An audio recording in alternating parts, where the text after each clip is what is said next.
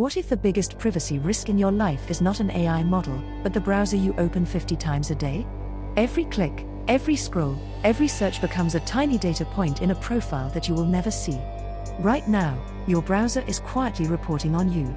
The modern web runs on surveillance advertising, and your browser sits right at the front door.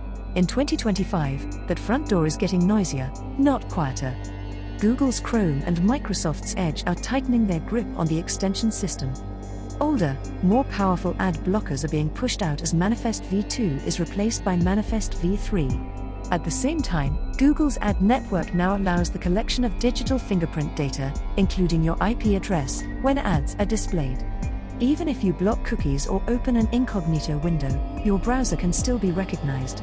Its exact version, language, fonts, screen size and settings combine into a unique fingerprint.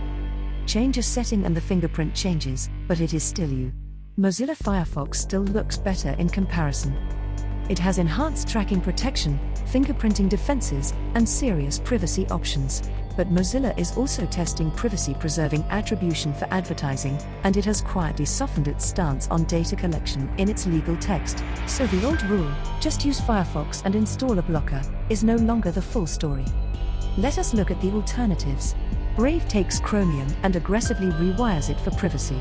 Third-party ads, trackers and many fingerprinting techniques are blocked by default. Connections are upgraded to HTTPS where possible. On iOS, Brave automatically tries to load the secure version of every site. On desktop, you can block annoying page elements with a couple of clicks. Brave adds its own experiments, an optional attention-based ad system that pays you in tokens, an AI assistant called Leo, a VPN and firewall, and private windows that can route traffic through Tor nodes. You can switch most of this off, but you should still check the settings calmly. Tor browser goes further.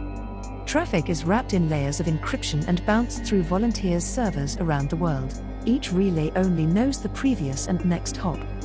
Your IP address does not reach the final site. By default, Tor browser tries to make every user look the same. Scripts are restricted, cookies are tightly controlled, and many sites simply break. Page loads are slower. Captchas appear again and again. For whistleblowers, journalists, activists and people living under censorship, this friction is the price of safety. For everyone else, Tor is best used as a special-purpose browser for high-risk moments, not as your only window to the web. DuckDuckGo started as a search engine that refused to log your queries.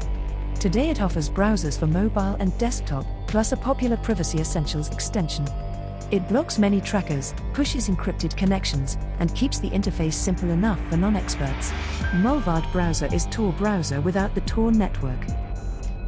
Built by the Tor team and shipped by Mullvad VPN, it focuses on stripping out identifiers and aligning fingerprints so that users blend together. Used with a trustworthy VPN, it is a strong option when you want both hardened browsing and encrypted tunnels. On the Firefox side, forks such as LibreWolf and Waterfox go beyond Mozilla's defaults. They cut telemetry, disable built-in services that phone home, and ship with you block origin and other defenses ready to go. LibreWolf in particular follows Firefox security patches closely, so you do not pay for privacy with out-of-date code. There is no perfect browser. If you rank them from most private and most painful to least private and easiest, you get something like this: Tor browser, LibreWolf and other hardened Firefox forks. Mullvad browser paired with a good VPN. Brave, with strong defaults and optional extras. A well-configured Firefox. And finally, Chrome, Edge and the generic Chromium herd at the bottom for privacy. So what should you do in practice? First, be honest about your threat model. If you just want fewer creepy ads and less tracking, a hardened Brave or LibreWolf setup may be enough. If your safety or job depends on anonymity, add Tor for your highest risk work. Second, accept that privacy has a cost in convenience. Some sites will complain, some features will not load, some logins will be clunky. Decide upfront how much friction you are willing to tolerate. Third, treat your browser as one part of a wider privacy strategy. Use strong authentication. Limit how many services get your real phone number and email. Push back against dark patterns that try to force you to accept all. In 2025, mainstream browsers are drifting toward the advertising industry. They are still usable, but they are no longer neutral. So move away from the defaults. Choose a browser whose incentives are closer to your own. Choose a browser whose incentives are closer to your own. Configure it with intention.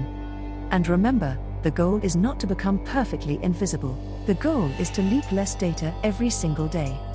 That alone is already a quiet act of resistance.